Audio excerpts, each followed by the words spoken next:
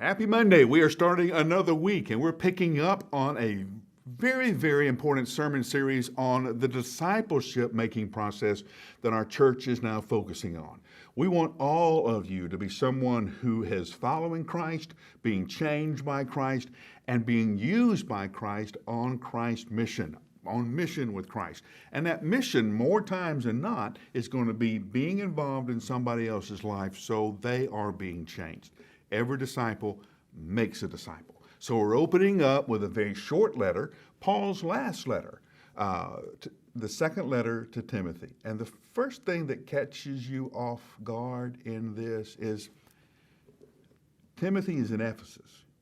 It's one of the hardest places to be pastor that Paul knew about.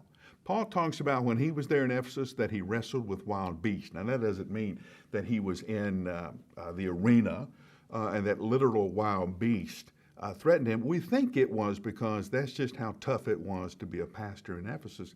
That's where young, shy Timothy is. Paul is in jail. Now we don't know if he's under house arrest or in jail proper, but he's writing to Timothy out of his limitations. One of the reasons he's writing is because he cannot leave. He has to send the letter instead. And one of the first things he tells Timothy is, I remember with joy. Now, if I'm writing a letter from jail, I don't know if joy is going to be in the first paragraph. I don't know if joy is going to be in the letter at all. But it was for Paul. When he thought about Timothy, when he thought about all that he and Timothy had been through together, there was this joy that popped to his mind. Now, joy is different than happiness. Happiness is momentarily. Somebody gives you a nice present. Well, you're happy. Joy is constant, regardless of the circumstances. It's that assurance that in the end, everything's going to work out just like Jesus said it would, and so I don't have to worry about the circumstances of the moment. Joy is constant. Joy stays. And that's what happened when Paul and Timothy got together, even if it was in this moment of the letter. Have you ever walked up on a conversation and two people were laughing, and you didn't know why they were laughing? And they couldn't tell you why they were laughing because every time they tried to tell you, they would laugh some more. A few years ago, my best friend came to see me, the guy I grew up with. And when I was little, either he was at my house or I was at his house. That was our life together. And he came and he sat at my kitchen table and he and I laughed for 4 solid days. Now, what frustrated Karen, his wife, and Jeannie, my wife, is we never told the whole story.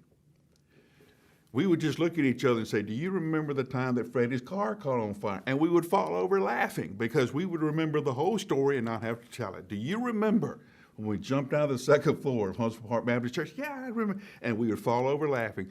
Our wives got so frustrated because they never knew the whole story. But Carlos and I, we laughed until we almost lost our breath. That's joy. And Paul is writing from jail to a pastor in a very tough situation. And when the two of them get together, they can't stop laughing. Now, I know we're in the middle of a pandemic. I know things are crazier than they've ever been. I know we may never get back to normal. But in the end, it's Jesus. In the end, it's just like Jesus says it will be, pandemic or not. And that's the reason whenever Christians get together to worship, laughter, joy is always part of it. So I'm going to give you 60 seconds to start your Monday off with a good laugh. And remember that Jesus already has it figured out. See you tomorrow.